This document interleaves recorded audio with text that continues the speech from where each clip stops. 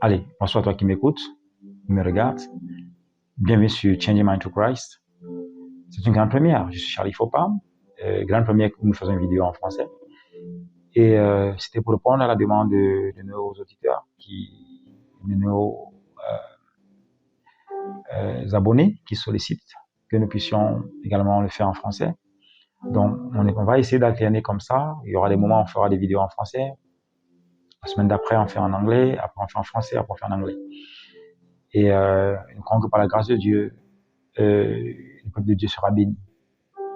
Amen. Alors ce soir, comme je disais, si tu n'es pas encore abonné à cette chaîne, n'oublie pas, s'il te plaît, tu peux cliquer sur le bouton s'abonner et la petite cloche de notification qui est à côté pour recevoir des vidéos chaque fois qu'on en fait. Ce soir, nous parlons toujours de transformation, nous parlons du royaume de Dieu. Et ce soir, nous parlons sur le thème très simple, El Roi, le Dieu qui m'a vu dans mon affliction. Et le passage d'honneur qu'on va utiliser ce soir, c'est le passage de Genèse chapitre 16, qui au verset 13, qui est le verset phare, mais nous allons essayer de prendre du verset 1 au verset 13 pour planter le contexte. Et on va lire rapidement Genèse chapitre 16, verset 1 à 13. Est-ce qu'on peut prier? Baisse ta tête, on va prier. Père, nous te bénissons, nous te célébrons, nous te disons merci pour cette opportunité que tu me donnes, que tu donnes à nos auditeurs, que tu donnes à tous ceux-là qui, de par les nations du monde, nous regardent.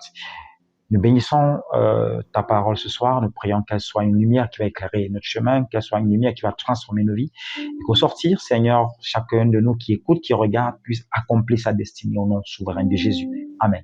Alors ce soir, nous parlons de El Roi, le Dieu qui m'a vu. Genèse chapitre 16, verset 1 à 13 rapidement. La Bible dit, Sarai, femme d'Abraham, ne lui avait point donné d'enfant. Elle avait une servante égyptienne nommée Agar. Et Sarai dit à Abraham, voici l'Éternel m'a rendu stérile, viens, je te prie, vers ma servante. Peut-être aurais-je par elle les enfants. Abraham écouta la voix de Sarai. La Bible continue en disant, alors Sarai, voilà, la voix de Sarai. Et la Bible continue en disant ici que, alors Sarai, femme d'Abraham, prit Agar et l'Égyptienne, sa servante, et la donna. Attention, la donna, il faut souligner ça. La donna pour femme à Abraham, son mari. Après qu'Abraham eut habité 10 années dans le pays de Canaan. Il alla vers Agar et elle devint enceinte. Et quand elle vit qu'elle était enceinte, elle regarda sa maîtresse avec mépris. Et Sarah dit à Abraham, l'outrage qui m'est fait retombe sur toi. J'ai mis ma servante dans ton sein. Et quand elle a vu qu'elle était enceinte, elle m'a regardé avec mépris. Que l'Éternel soit juge entre toi et moi. Abraham répondit à Sarah, et voici ta servante est en ton pouvoir. Agis en son égard comme tu le trouveras bon. Alors Sarai la maltraita. Et Agar s'enfuit loin d'elle. L'ange de l'Éternel la trouva, ça c'est le verset 7, près d'une source d'eau dans le désert, près de la source qui est sur le chemin de Shur. Il dit à Agar, servante de Sarai, d'où viens-tu et où vas-tu?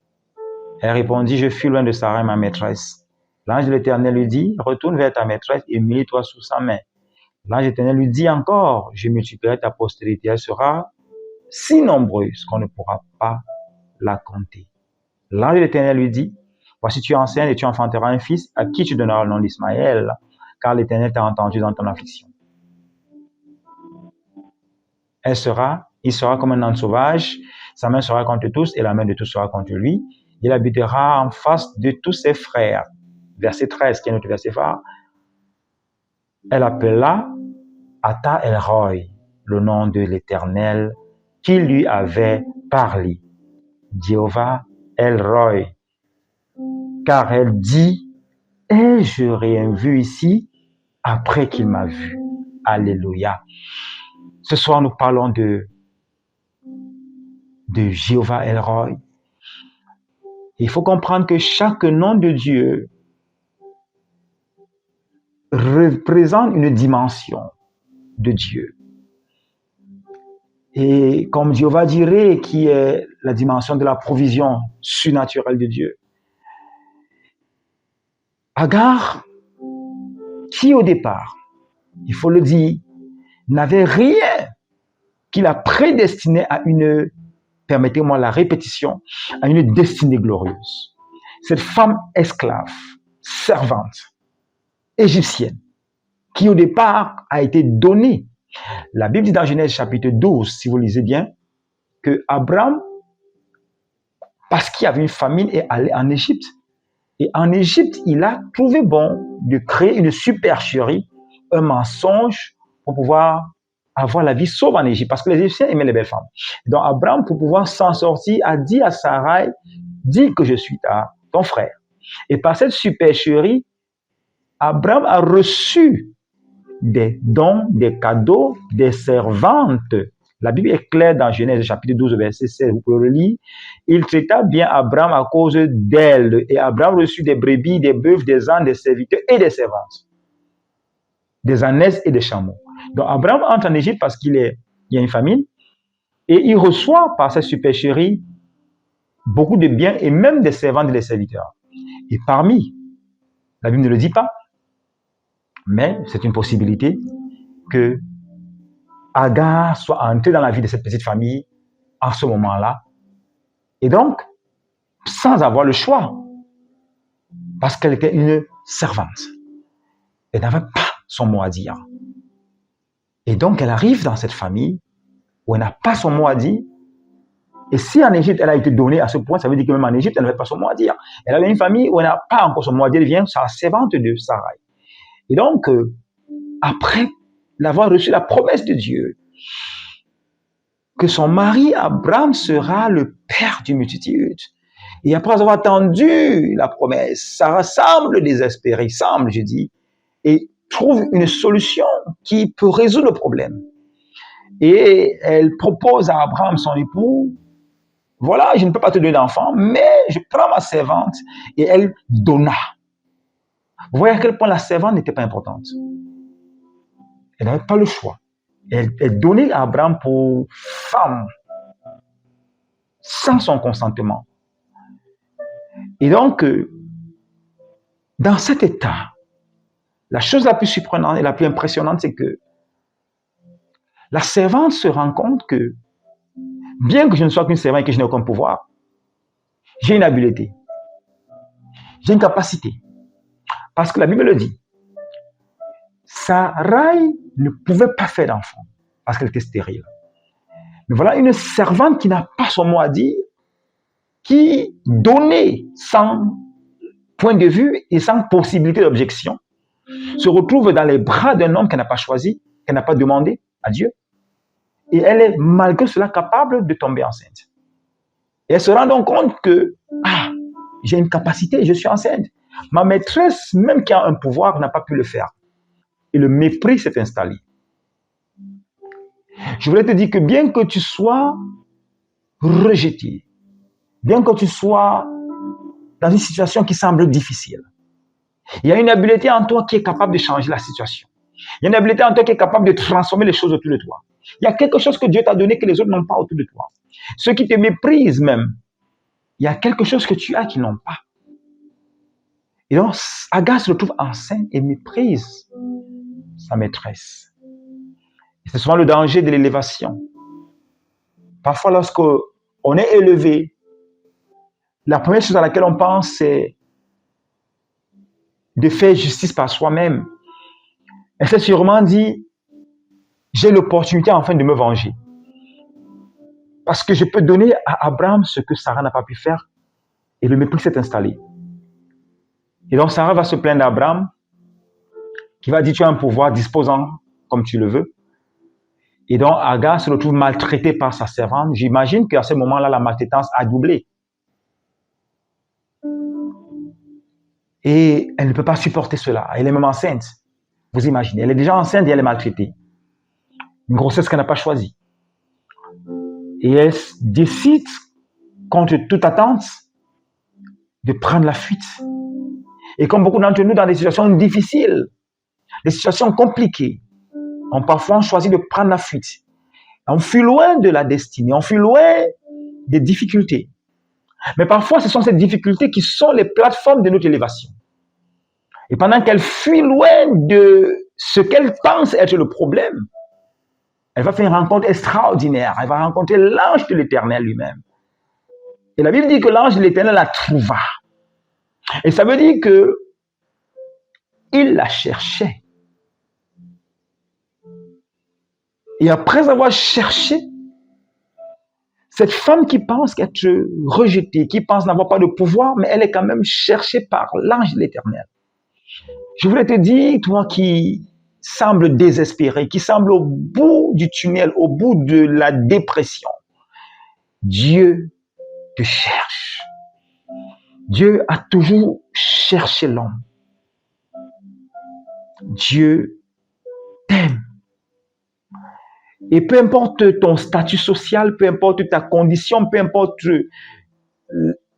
la position que tu occupes dans la société, peut-être tu n'es personne, peut-être tu es rejeté, peut-être dans ta famille tu n'as pas le mot à dire, mais Dieu te connaît. Et il n'a pas eu du mal à la trouver. Il n'a pas eu du mal à la reconnaître.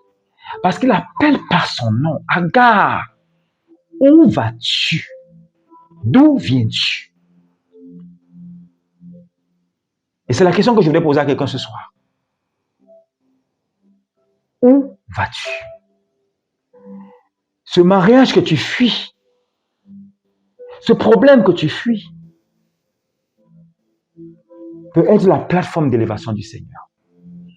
Il est important de comprendre que lorsque le Seigneur met une destinée devant toi, il y aura des circonstances difficiles. Il y aura des moments difficiles. Mais l'Éternel est expert dans la transformation des difficultés et obstacles en opportunités. C'est une spécialité de l'Éternel. Et donc, elle fuit ce qui semble un problème. Mais l'ange lui dit non. Ce que tu fuis n'est pas un problème. Rentre te soumettre.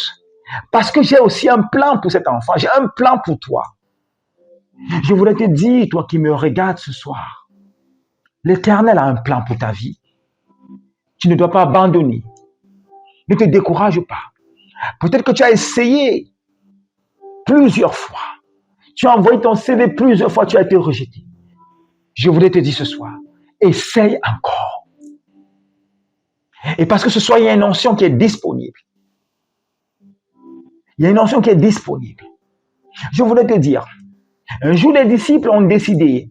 La Bible dit que Pierre avait péché toute la nuit. Il n'avait pas pris de poisson. Mais lorsque Jésus est arrivé, Jésus lui a dit, Pierre, oui, tu es un expert dans la pêche.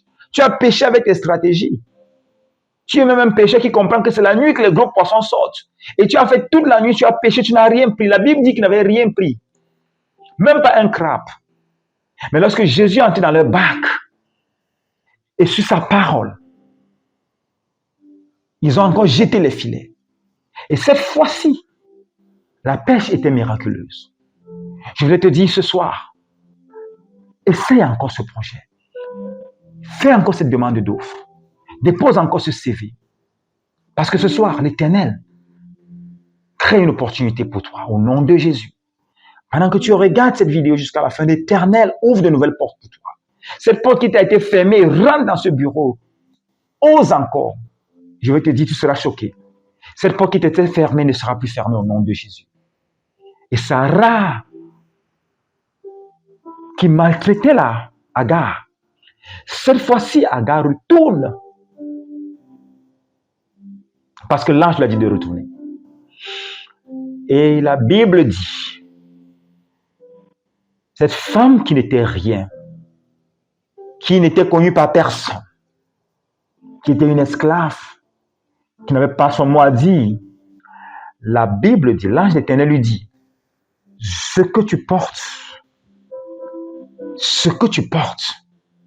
ma sœur, mon frère, cette vision, ce projet, avec lequel tu es sur le point d'abandonner, ce contrat, cette vision, ce ministère que Dieu t'a donné, cette entreprise, cette start-up que tu veux créer, tu es sur le point de la fermer.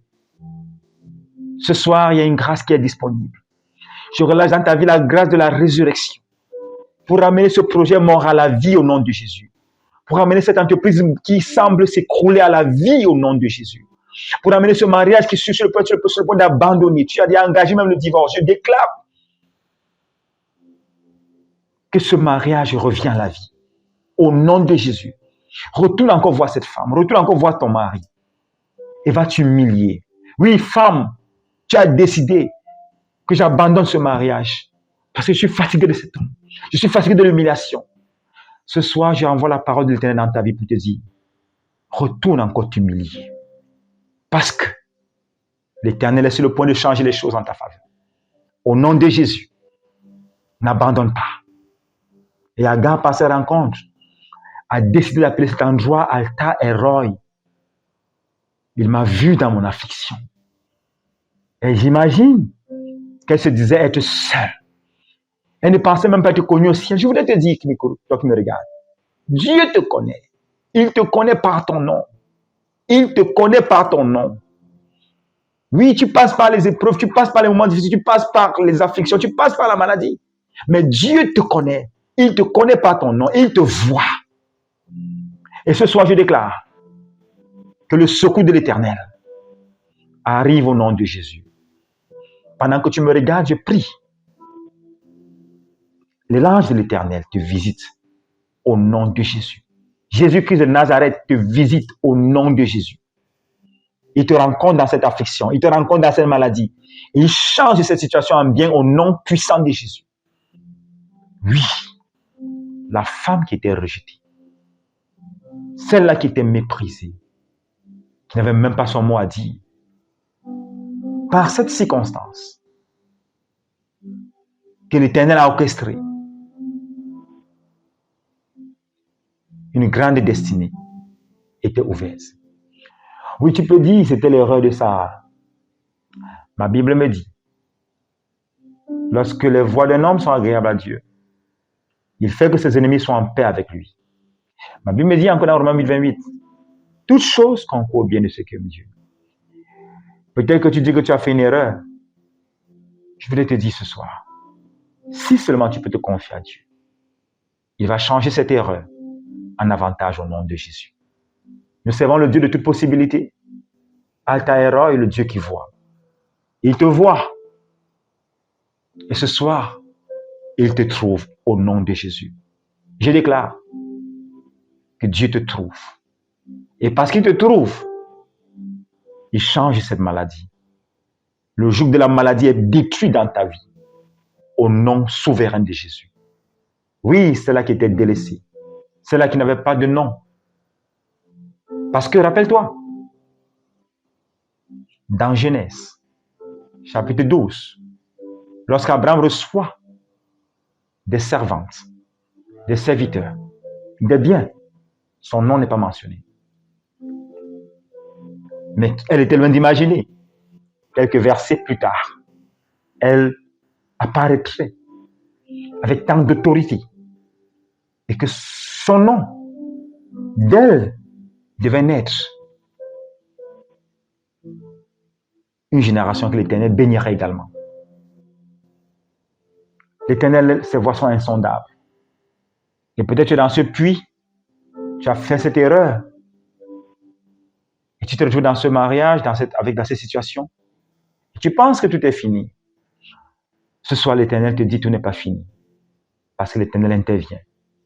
Il change cette situation en avantage au nom de Jésus. Dieu te connaît. Garde la foi en Dieu. N'abandonne pas. Au nom de Jésus. Et ce soir, comme c'est de tradition, si tu tiens des mains, tu crois, nous allons prier. Nous allons déjà prier pour ceux qui n'ont pas donné leur vie à Jésus-Christ. Tu me regardes, peu importe le pays où tu te trouves et tu n'as pas encore donné ta vie à Jésus-Christ. Ou alors tu as donné ta vie à Jésus-Christ, mais tu as rétrogradé, tu as abandonné le chemin, tu n'es pas dans la vérité. Et tu voudrais ce soir, pendant que nous parlons, tu voudrais donner ta vie à Jésus, que ce Dieu qui voit puisse te trouver et puisse transformer ta vie. Nous allons prier en 30 secondes. Tu vas baisser la tête et répéter après moi. Seigneur Jésus, je te rends grâce pour ta parole ce soir. Merci de m'avoir parlé. Je reconnais que je suis un pécheur. Pardonne mes fautes, pardonne mes manquements. Efface mes transgressions par le sang de Jésus. Écris mon nom dans le livre de vie. Au nom de Jésus. Je te reçois comme mon Seigneur, mon sauveur personnel. Je veux désormais vivre pour manifester ta destinée. Celle-là que tu as prévue pour moi avant la création de ce monde. Amen. Amen. Alors, si tu as fait cette prière, félicitations, tu es un enfant de Dieu aujourd'hui. Marche dans la voie du Seigneur et que le Seigneur te bénisse. Et que ses plans pour ta vie s'accomplissent au nom de Jésus. Je vais prier ce matin, également ce soir, pour ceux-là qui sont malades. Je voulais te dire que Dieu qui te voit te guérit au nom de Jésus. Alors, ton geste de foi ce soir, c'est juste d'imposer la main là où tu sens la douleur. Impose la main là où tu sens la douleur.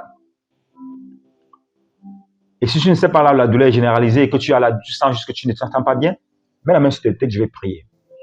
Père, je te rends grâce pour l'auditeur qui me regarde ce soir, pour celui qui me regarde, qui nous écoute, quel que soit le pays où il se trouve. Je prie. Pendant qu'il impose les mains là où il sent la douleur, où il impose la main sur sa tête, croyant que tu le guéris, je prie maintenant que le joug de la maladie soit brisé dans sa vie au nom de Jésus. Que tout dépôt satanique, tout dépôt de maladie dans ta vie soit brisé. Au nom de Jésus, sois guéri, sois délivré de cette infirmité. Au nom souverain de Jésus. Amen. N'hésite pas si tu peux nous envoyer ton témoignage par YouTube ou également par notre contact pour témoigner de la gloire de Dieu. Je sais que le Seigneur va te guérir. Je sais qu'il t'a déjà guéri. Et si tu sens même encore les symptômes pour certaines personnes, je dois comprendre que la guérison a plusieurs phases. Il y a des guérisons instantanées, il y a des guérisons progressives. Manifeste ta foi. Je peux te garantir. La Bible dit que lorsque vous priez, croyez et vous le verrez se manifester. Et parce que tu as eu foi ce soir et parce que j'ai eu la foi que Dieu t'a guéri, tu es guéri et délivré au nom de Jésus. Amen. Nous allons également prier ce soir pour une catégorie de personnes. Tu n'es pas malade, mais tu te sens oppressé. Tu es fatigué d'essayer. Tu es fatigué de déposer les demandes d'emploi. Je vais te dire ce soir que l'onction qui positionne est disponible. Et je voudrais prier avec toi, m'accorder avec toi. Que l'Éternel t'ouvre une nouvelle porte. Qu'il te donne ce nouveau travail que tu cherches. Je prie que l'Éternel ouvre des portes financières dans ta vie. Ce travail qui est difficile, pendant que tu crois ce soir et que tu pries avec moi, que l'Éternel ouvre une porte de l'emploi au nom de Jésus. Que l'Éternel ouvre une porte de ce contrat qui est difficile au nom de Jésus. Ce contrat que tu attends depuis et qui tarde à venir. L'Éternel le fait ce soir pour toi au nom souverain de Jésus. Amen. Alors nous sommes arrivés au thème de ce programme. Nous voulons te remercier d'être là, d'avoir tenu 23 minutes. Que l'Éternel te bénisse abondamment. Qu'il ouvre les écluses des cieux en ta faveur et qu'il déverse la bénédiction comme jamais tu n'as reçu au nom de Jésus. Tu es béni, brille, que ta lumière ne s'éteigne jamais au nom de Jésus. C'est des il ne faut pas ce soir. Tu change your mind to Christ pour te servir. Shalom.